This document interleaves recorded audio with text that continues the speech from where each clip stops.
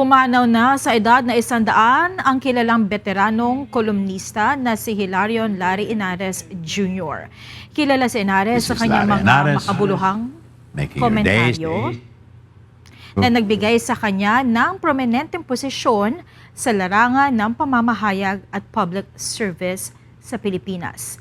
Nagsulat siya ng regular na column na Make My Day na kalaunan ay naging programa, una sa dating RPN9 at sumunod sa UNTV na kanyang itinatag. Nagpapasalamat ang isa sa mga anak nitong si Mr. Atom Henares sa UNTV at sa mga tagapanood ng kanyang ama. Thank you, UNTV, for giving us a chance to say goodbye to my father.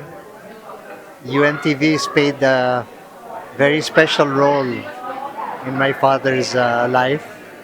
He was as a founder of the station, he was not only the founder, but he was a very ardent broadcaster on it.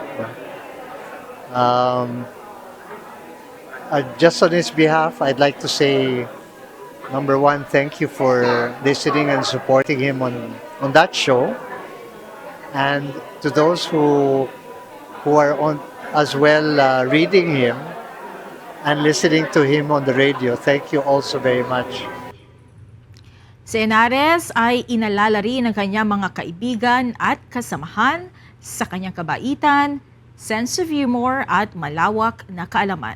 Ang kanyang legacy ay hindi lamang sa kanyang mga profesional na tagumpay, kundi pati na rin sa malalim na impluwensya niya sa mga taong nakakakilala sa kanya. Thank you so much for honoring Larry, and I hope he would have many replacements.